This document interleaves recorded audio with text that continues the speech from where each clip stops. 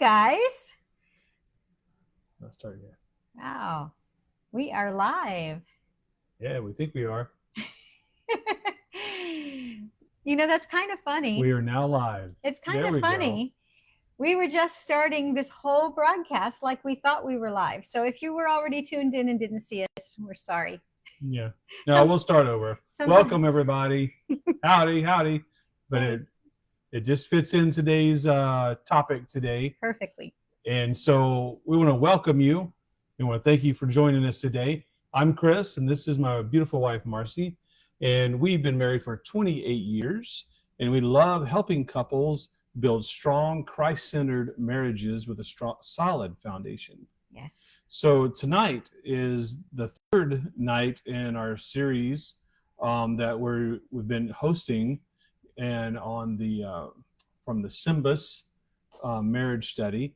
And so tonight we're going to be talking about how your attitude can shape your marriage for better or worse. Yes, thank you, Chris. And SYMBIS, in case you don't know, stands for Saving Your Marriage Before It Starts. And if you were with us last week, then you know that Chris and I absolutely love SYMBIS. We started our marriage off with the book, Saving Your Marriage Before It Starts, and now we are certified to take couples through the assessment, which is offered online, and we'll give you a chance to sign up for that if you're interested. We'd like to start with a question. I know we've all had those bad days when things just didn't seem to work out the way we wanted them to. Think back to one of those days. Now, can you laugh at it? Looking back, it may not have been funny at the moment, but it's kind of funny now. And you wonder, why was I so upset? What was I thinking? You can drop it in the comments if you like, but I will go ahead and give you an idea. This didn't happen very long ago, but I was driving to pick up my in-laws to take them to a doctor's appointment. Now, this was rush hour traffic, morning traffic, and it was worse than usual. I thought I'd left plenty of time, but traffic and being late are two things that can kind of push my buttons. And especially when people cut in on you. Does that bother you? Anybody raise your hand? So I thought I was late and the traffic was getting to me. I was doing everything I could, deep breathing, listening to praise music, trying to keep my attitude in check. I finally arrived at the in-laws and I thought they'd be waiting outside for me because we were running late and I hated to make them late. But do you know they weren't there when I got there? They were not outside. They were in the house just, finishing up some things. And I looked at them and I said, wow, I thought you guys you'd be a little bit anxious by now. And they're like, oh no, we're not, we don't have to be there for another half an hour. Oh, boy, did that settle my nerves, knowing that I really wasn't late. I was actually early. So anybody ever have those times? Feel free to mention anything in the chat. But we'll go ahead and go on with our main lesson, which is about attitude and adapting.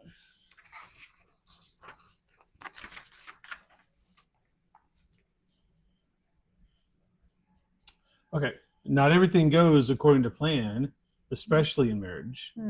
So how we handle those moments matters. So there's a few key points that we want to make to you. The first one is one of the most important things in a marriage, and I've heard they research this, and it says the ability to adjust to things beyond your control can make or break your marriage. And so they tested that. And so they say that the ability to laugh something by, to just adjust. Oh, I can't control that. It's out of my control. So you can only control what I can control. Mm-hmm. So someone's having a bad day, I don't have to have a bad day. Mm-hmm. So it's either, in any kind of relationship, marriage or whatever, during the workday. So that ability to adjust to those things that are beyond your control, just like your traffic situation, Mm-hmm. you didn't have control of that. No.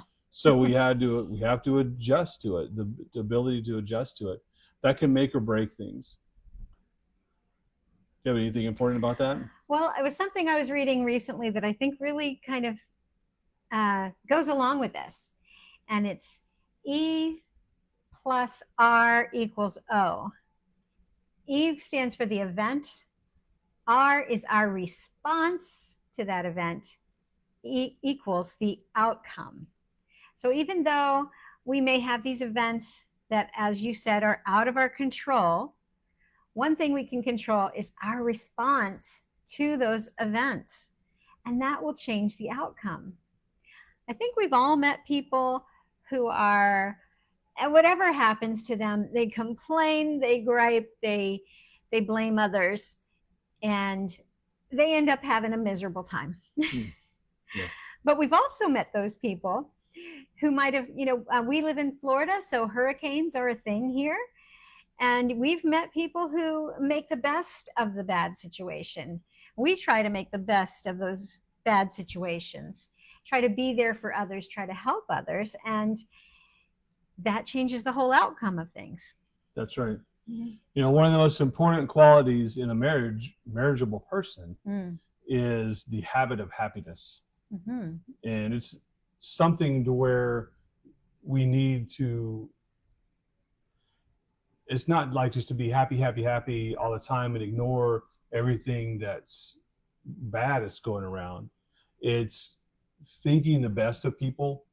I know there was opportunities where I had some things going on when I was working and I was frustrated. I came in on a shift and these certain things should have been happening, and I got there and it wasn't done. And, I didn't know the truck was late. And so the truck wasn't unloaded properly. There were some people sick. So only one guy was there to unload the truck. He was a hard worker, but he couldn't do it by himself. He did the best he could at the time. And that's the something we've got a habit of happiness and thinking the best. One way that we put that in our marriage is we're on the same team. Mm-hmm. We're on the same team. I keep that in mind. We're going to be fine. we're going to fail or we're going to win on the same together. Mm-hmm.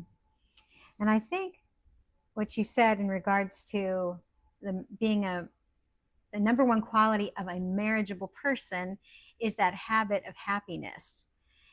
And I would have to agree, because your attitude does affect everybody that you're around. Right. One way of saying it is contagious. Our right. Attitudes are contagious. And so I know, especially as a woman, we often respond to how our husbands are. We feel like if he's in a bad mood, then I've got to do something about it. I've got to fix it. I've got to make him feel better. And I don't know, maybe you feel the same way sometimes. But that habit of happiness, it is a habit. It is something that you do over and over and over again until it becomes something that you really don't have to think about, because that's really what a habit is. Yeah. It's just an automatic thing, but it is something that you can learn and it is something you can develop. And it's not dependent. Happiness is not dependent on circumstances. Mm-hmm. It's a choice and a mindset, and like you said, a habit. Mm-hmm. So, but there's three things to look out for. So, danger. Yeah, some toxins, they say, mm-hmm. emotional toxins. Mm-hmm. And the first one is resentment. We fall into categories we can look at, like, oh, why are they doing they shouldn't be doing so much better than I am. I've been working hard at all this. I should be reaping some good benefits. That's resentment. And the next thing is blaming. You can blame each other. And, because you did this happened. We go back to our other thing we said earlier, my attitude and everything there, that gives the outcome. What kind of outcome do I want? A happy outcome? Or so if I want the happy outcome, I got to change my outlook there. Also self-pity, that's one too, and that's an easy thing to get. So if we have a bad day or things aren't happening the way we want to think it should be happening, then we can bring each other down. And we need to be careful on how we are communicating to each other. First of all, we need to be, I think, for ourselves, we need to be speaking truth and a happy attitude for ourselves. And then when we're doing that for ourselves, and then we can practice with ourselves good self-talk, and then do it with each other. Yes, I want to say something about resentment too. A lot of times resentment happens because we don't communicate well. Maybe Yes. I'm not asking for what I need and you don't know, but I think you should read my mind. That's true. That's true. Then I could get resentful. So that is something we want to make sure that we're communicating well with each other, that we aren't holding things back, that we don't expect each other to read one another's minds. So that would be resentment. And then of course blame. Yeah, that's been happening since Adam and Eve. Yes. It was the woman you gave me, Lord. Oh, it was the snake, yeah. And on and on. And self-pity. Now, all of these things I want to remind you, resentment, blame, and self-pity are all things in your control. They're all things in my control. I can control my response. I can choose not to be resentful. I can choose to take personal responsibility and not blame. And I can choose not to have self-pity. So we have a guided exercise for you right now. And we'd like you to reflect on these following prompts, okay? So what types of things affect your mood? You heard some of mine. Being late, traffic. What kind of things affect your mood sometimes? Sometimes just boredom. And not being active, not having things planned out. And I just start having, the next thing we're going to talk about is negative self-talk. Okay. Well, go ahead and tell. Well, it just says what's negative self-talk do you fall into? And sometimes if things I don't think are going the way I think they are, then they should go into, then I start, well, what am I doing to affect that? Or what am I not doing? And so it's that goes to where in the scripture it says take every thought captive. And when you take every thought captive, we need to really find out what the truth is. What is God's truth? That's one thing that has really helped me not fall into that default stinking thinking, and to train our mind and to be able to think on a positive, more godly area. And we need to be able to focus on those godly truths, not the negative stinking thinking. Right. So some examples of maybe that negative self-talk would be, I never do anything right. I'm not good enough. I don't belong. Yeah. Those kind of things are not true. You are chosen. If you are a believer, you have been chosen. And you are good enough. You're as good as you ever could be, honestly. As a Christian, we have the righteousness of Christ. So you are good enough. So yeah, like Chris said, start replacing those negative stinking thinking thoughts and start remembering what is it that God says about you. And you won't know that unless you get into the Word. So please read. And especially to our next exercise here is, how can you support your partner in fighting negative self-talk? Sometimes if I am always telling Marcy, you're beautiful, maybe one day she'll remember that. When a day when she's feeling down, and you go, oh yes, I am beautiful. Or sometime I am don't think I'm providing well, and Marcy reminds me, thank you for doing this for us. Mm, And that really helps out a lot. mm. That's right. So yes, that's great. We can speak life to each That's right. other. And the Bible does tell us that we should encourage one another and build each other up. That's right. So, Okay, so here's some different questions you can look at. What stood out most to you from today's session? mhm. When are you most likely to blame your partner? Do you agree that the habit of happiness is one of the most important qualities in marriage? Why or why not? And what gets in the way of your choice to be happy? These are key different things because when you're facing different things that come up in your life, a lot of things are cyclical. That means they come up over and over again. And you think, why did I automatically start blaming my partner for something or other? Well, why did what is getting in the way of my choice to be happy? Mhm. A lot of those things are cyclical, and we need to break the cycle. And I think that's it's one of the parts of being delivered and being set free from that stinking thinking is that we find out those cycles and we recognize them, and that's powerful. And then we have a tool or tools to recognize them, and we can deal with them until they're not a cycle anymore. Mhm. And it does happen. And that's an important tool, especially if you're following through addictions or anything like that, is like what brings on those things, what brings on those, just What am I any doing cyclical before? thing. Yeah, what am I? What are those things what is happening to bring all that up? And you start falling into that default thing, like eating all the brownies at one sitting or something like that, eating the tub of ice cream. Why did I just do that? And you figure out why, and you got to find out the reason so you can go, oh, I need to handle this in a different way, more positive way. Right. That'll help as you work together. This is a together exercise. And what better way to do that with someone you've committed to be on the same team with and to be the most vulnerable with. And yes, it may be hard. Some people you may not be vulnerable where you can, where you feel safe in, and build on that. Use that on the foundation to build, and keep growing with it. Good thoughts.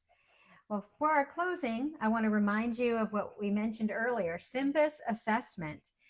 In the SYMBIS assessment, there is a section called Dynamics Attitude that goes further into depth on how each of you responds to negative things that happen. And in this world, we will have trouble. So it's just a matter of when. None of us get through this life unscathed. We all have difficulties. So let's be prepared to deal with them in a good way, in a productive way, in a way that's going to build our relationship instead of tearing it down. And this is not, it says saving your marriage before it starts. It could be at any point in your marriage. You could take this assessment, and let's say it's been a while, and maybe you took this before. Yeah, some people have taken. We read the book before we got married.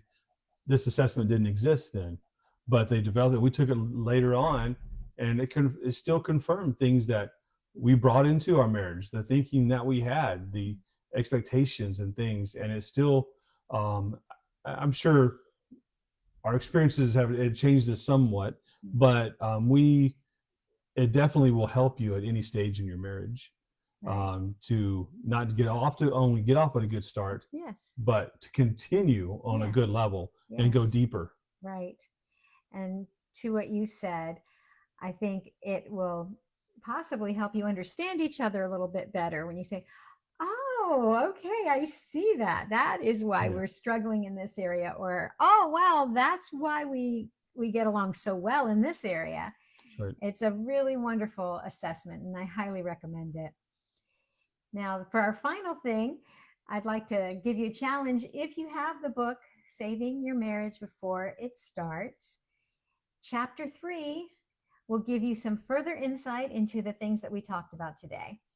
Basically, what we're giving you in these short lessons is the Cliff Notes version of the SYMBIS study that we are doing in our home. If you would like to join us, we have the videos with Dr. Les and Leslie Parrott that are tremendous and will really bring a greater depth to the teaching for you. Anything else, Mr. Sullivan? I don't think so. All right. I'm going to bring Ellie up here so you can see her because she's been sitting here all the time. And she'll say, bye.